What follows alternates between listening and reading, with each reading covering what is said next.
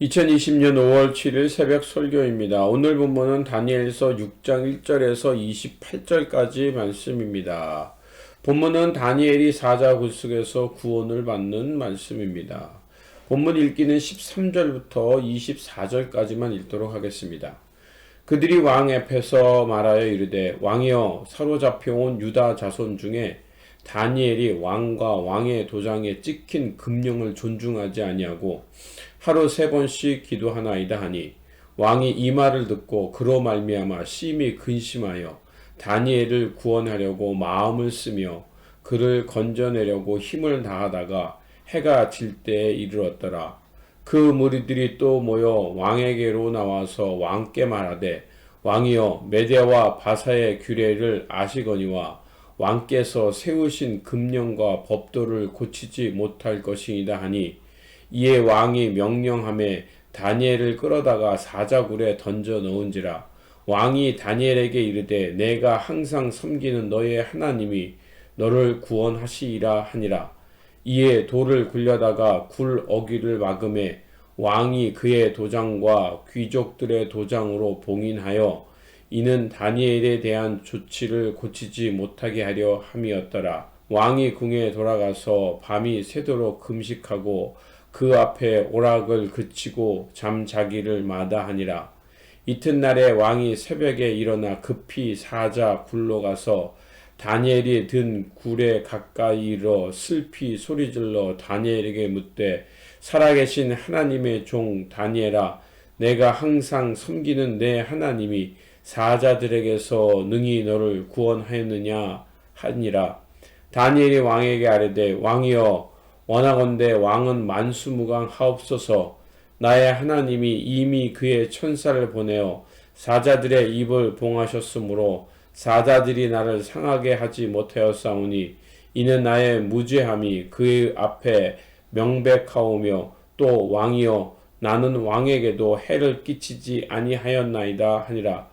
왕이 심히 기뻐서 명하여 다니엘을 굴에서 올라오라 하매 그들이 다니엘을 굴에서 올린즉 그의 몸이 조금도 상하지 아니하였으니 이는 그가 자기의 하나님을 믿음이었더라. 왕이 말하여 다니엘을 참수한 사람들을 끌어오게 하고 그들을 그들의 처들과 함께 사자의 굴에 던져 넣게 하였더니 그들이 굴 바닥에 닿기도 전에 사자들이 곧 그들을 움켜서 그 뼈까지도 부서뜨렸더라. 아멘. 다니엘은 자신의 총명함을 시기한 총리들과 방백들에 의해서 무고히 고소를 당하게 됩니다. 그 고소의 내용은 다니엘이 가지고 있는 하나님에 대한 신앙 때문이었습니다. 다니엘은 자신의 신앙을 굽히지 않았고 시기하는 자들에 의해서 덫에 걸려서 사자굴에 던져집니다. 하지만 다니엘은 그 사자굴에서 하나님의 도우심을 통해서 털끝 하나도 다치지 않고 구출을 받게 됩니다. 반면 다니엘에게 덫을 놓았던 사람들은 다니엘이 구출받았던 굴에 던져짐을 당하고 다리오 왕은 메대와 바사에 있는 모든 사람들에게 이제 다니엘이 믿는 하나님의 능력을 알고 믿으라고 선포하게 됩니다. 메대와 바사의 왕 다리오의 입술을 통해서 하나님을 끝까지 의지하는 자는 하나님의 구원을 얻게 된다는 것을 드러내고 있는 것입니다. 다니엘은 애매히 고난을 받았지만 결국에는 믿음을 통해서 하나님의 구원을 얻게 된 것입니다. 다니엘의 사건을 통해서 드러난 고난과 박해 속에서도 하나님을 향한 믿음을 지키면 결국 하나님의 놀라운 구원을 얻게 된다는 이 메시지가 드러나고 있는 겁니다. 그렇다면 이 메시지가 왜 이스라엘 백성들에게 필요했을까요?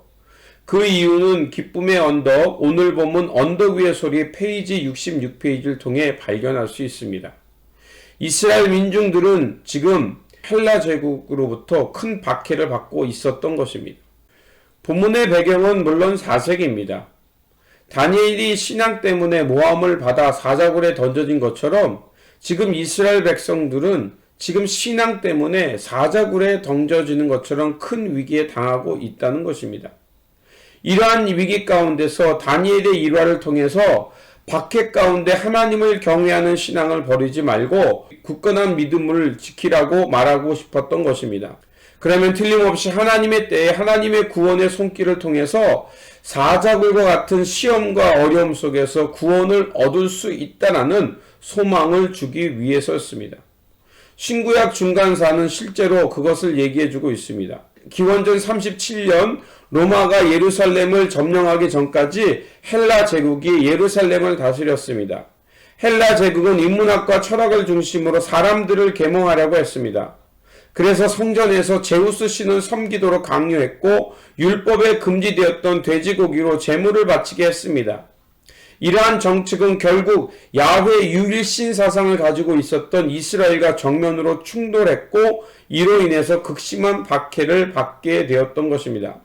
바로 이러한 역사적 배경 가운데 다니엘의 신앙을 통해서 헬라 제국의 박해 중에도 하나님을 향한 믿음을 포기하지 말라는 것입니다. 그 후로 프톨레미 왕조와 안티오크 왕조 사이의 전투로 인해서 예루살렘의 통치가 흔들렸고 느슨해진 틈을 타서 주전 166경에 마카비가 항쟁을 일으켰고 성공하여서 예루살렘을 다시 찾게 되었습니다. 그래서 바로 하나님의 구원을 경험하게 된 것입니다. 오늘날도 마찬가지입니다. 하나님과 재물, 즉 맘모니즘이 충돌하고 있는 세상입니다. 무한 경쟁과 무제한적 자본이 신처럼 여겨지면서 우리 사회를 병들게 하고 있습니다. 마치 사람들이 무한 경쟁을 하며 자본을 숭배하도록 시험을 받고 있다는 것입니다. 이로 인해서 하나님 나라의 나눔과 돌봄, 평화는 깨어지고 있고 전 인류는 지금 병들어 아파하고 있습니다. 예수님께서도 하나님과 재물을 겸하여 섬길 수 있다고 생각했던 것에 대해서 경고하셨습니다. 마태복음 6장 24절과 누가복음 16장 13절입니다. 아무도 두 주인을 섬기지 못한다. 한쪽을 미워하고 다른 쪽을 사랑하거나 한쪽을 소중하게 여기고 다른 쪽을 없인 여길 것이다. 너희는 하나님과 맘몬을 아울러 섬길 수 없다.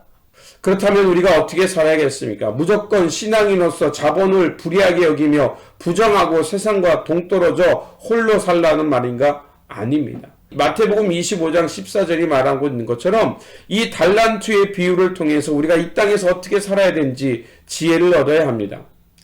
예수님께서는 이 비유를 통해서 우리에게 주어진 이 삶의 자리는 하나님께로부터 받은 사명의 자리라는 것, 또 이 맡겨진 본분에 충성하는 것이 중요하다는 것을 말하고 있습니다. 그렇게 우리는 맘몬, 자본이 요구한 대로 사는 것이 아니라 이를 우리에게 맡겨주신 하나님의 뜻을 알고 하나님 나라의 열매를 맺는 일에 충성하며 살라는 것입니다.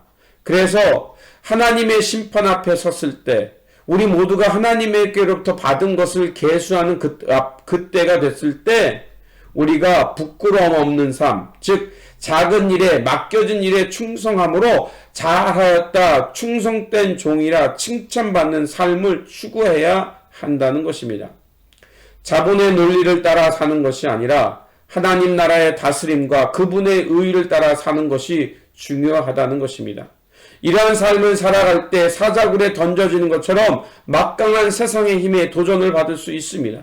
그러나 그 힘의 도전에 우리 야훼 신앙, 하나님만을 경외하는 마음으로 그 믿음으로 나아갈 때 오늘 본문 16절과 27절이 말한 것처럼 너의 하나님이 너를 구원하시리라. 또한 27절 다리오 왕의 입을 통해서 이런 고백이 나옵니다. 그는 구원도 하시며 건져내기도 하시며 하늘에서든지 땅에서든지 이적과 기사를 행하시는 이로써 다니엘을 구원하여 사자의 입에서 벗어나게 하였음이라 하였더라. 본문은 바로 이것을 말하고 싶었던 것입니다.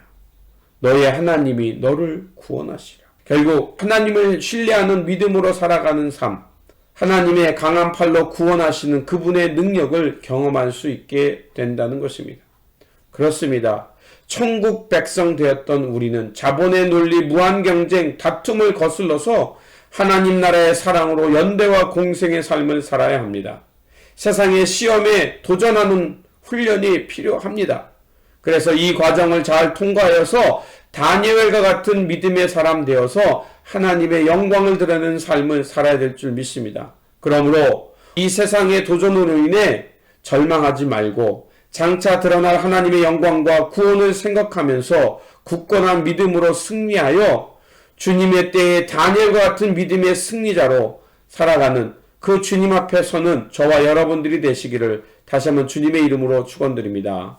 아멘. 기도하겠습니다. 구원의 하나님, 오늘 우리가 살아가는 삶의 현장과 일터가 주님께서 맡겨주신 소망의 현장임을 잊지 않게 하시고 저희로 하여금 이제 이 세상 속에서 살아가는 때 저희들 세상의 길이 아닌 하나님 나라의 뜻을 향해 살아가게 하여 주시옵소서. 때로는 시험과 도전이 오겠지만 주어진 역할에 책임을 다하면서 마지막 때에 잘하였다 칭찬받는 종이 되게 하여 주시옵소서. 또한 우리를 붙드시고 선한 길로 인도하시는 예수 그리스도가 우리와 함께 계심을 기억하면서 어떠한 상황 속에서도 신앙의 절개를 지키며 살아가는 신실한 그리스도인들 되게 하여 주시옵소서. 우리 구주 예수 그리스도의 이름으로 기도드립니다. 아멘.